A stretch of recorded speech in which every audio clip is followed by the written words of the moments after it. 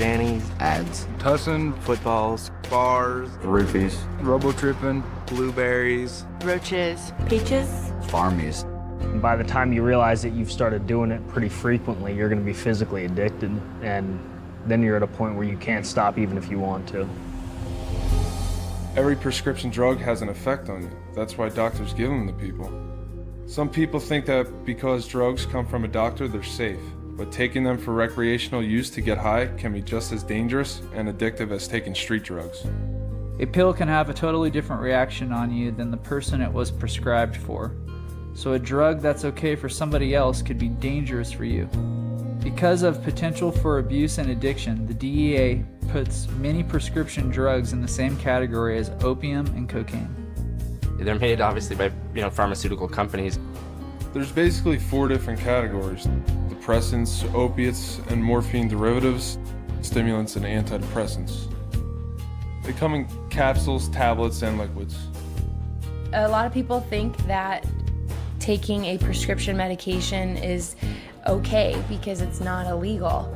But the truth is that taking a prescription drug or giving a prescription drug is a form of using drugs or drug dealing.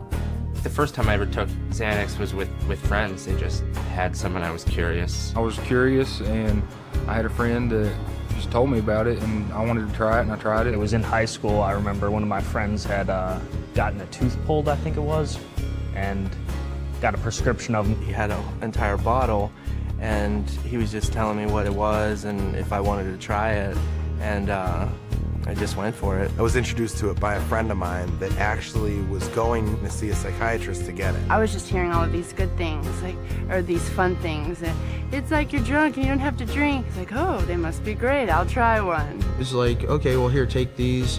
You'll have a great night. You're gonna feel really good, and it's gonna be totally fine. My best friend in high school, she gave me one because her boyfriend used to take them, and she thought that they made her more comfortable around him and more secure about herself. And so she was like, hey, try one, I'd try anything that anybody had, just test out different prescriptions, and it just kept moving up. I wasn't picky about what kind I took, whether it was Klonopin or Xanax or Valium. So many of my friends were getting it prescribed from psychiatrists, and they were going to 2 or 3 different ones a month, so we had a pretty steady flow of it. I started going to doctors and, telling them a lie about trying to get Xanaxes, telling them that I couldn't concentrate at school, or I was just nervous or not comfortable around anybody. Then I would start getting prescriptions. Being that they're prescribed, it was easy to justify to myself that I was probably the kind of guy who needed this kind of thing, and it was okay. At school, I didn't really remember the day, or it made the day go by really quickly. So I got them as often as I could, and I took them as often as I could. They tend to blur reality quite a bit, and the days sort of run into one another. Days turn into weeks, that turn into months, and you don't realize it just sort of slips away from you. Because I wasn't experiencing anything that I cared about in life. I didn't have any feelings. I didn't have any emotions.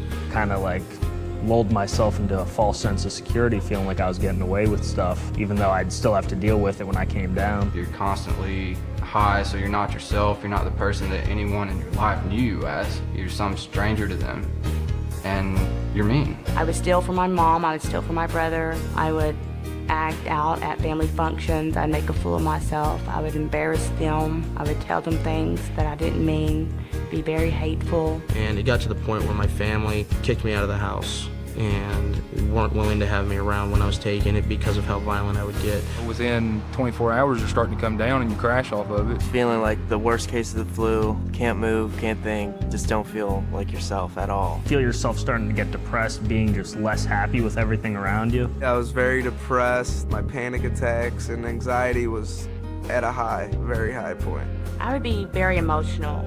I would start crying, angry. When you're in that position, when you're feeling really physically ill and you know that you can get rid of it, it can be gone in 20 minutes. It's just all too easy to reach over and grab some more. By the time somebody's been addicted for so long, they don't have enough strength left in them to actually try and do that, so it's just easier to stay high. I would black out, and you're like, okay, what happened for the last 2 days? You'd piece things together, and you couldn't remember it one bit, totally black. When I would black out, I was completely awake, but I have no recollection of what happened. On my way home from the party, I got into 3 different car accidents because I was blacked out and I had no idea what I was doing. Got to my mom's house and the cops were coming. I knew they were coming. My only solution was my plan was to blow up my car in my mom's driveway. So I went out and I set my car on fire. I passed out at a party. I woke up. The next thing I knew, I was at a hospital, and my friend that I was at the party with told me what happened and said that I took about 20 Xanaxes that night. They called an ambulance, took me to the emergency room, and they had to pump my stomach. They thought I was trying to kill myself, but I was just trying to get high. I was drinking with the guy, and he kept on encouraging me to drink more, and I didn't understand. I just didn't really question it. I think I was 16. And then about a few hours later, I woke up in his bed and we were having sex and I started crying and I pushed him off of me. I don't know how he thought that was okay. I don't know how I didn't say no. I don't remember, so I assume that I did, but maybe I didn't. Like you just don't know. When you use Rohypnol and you're forgetting everything, you have no idea what you really did. A guy that I used to know is on death row now in Arizona because he was on Rohypnol. He took a lot of them and ended up killing somebody. A buddy of mine continued to go in and out of the bathroom using Ritalin, and he managed to put himself in a state of unconsciousness and jump off a 6-story balcony, and when he hit the ground, he was immediately dead. I nodded out in a bedroom and woke up to find my friend. He was laid out on the floor. He had overdosed and passed away. He'd been laying there for 2 days. And my friend, this other girl, she was sitting in a chair right where I'd left her, slumped over, blue. I actually had to crawl over 2 dead friends to get out the door. Even when you come off of it, you're still cloudy in a way. Can't comprehend short-term memory loss. Things don't seem to be as clear in my mind. Things don't seem to connect as quickly in my mind. I don't remember any of the times that I was blacked out. Everything that I know from when I was blacked out comes from third party, so there's definitely chunks of my life that I'm missing, and I don't know that I'll ever get them back. There's weeks of time that I have no idea, what was going on. The people who want you to buy these drugs don't care. They really don't care about what happens to you. They want the money, and that's really what it comes down to. Otherwise, they just wouldn't do it. They wouldn't make it sound so good. They wouldn't make it sound so interesting. They wouldn't make it sound like this thing that it's gonna be this one-time fun thing.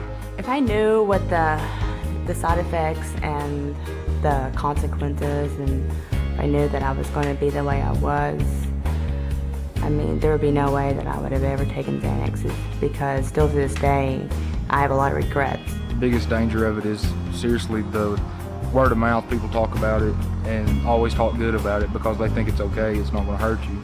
But it's just as hard on you as a cocaine would be.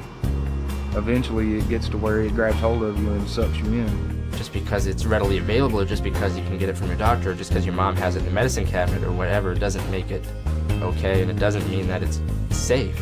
I remember when I was little, you got TV saying just say no. I'm like, okay, just say no, whatever. But nobody ever says this is gonna kill you.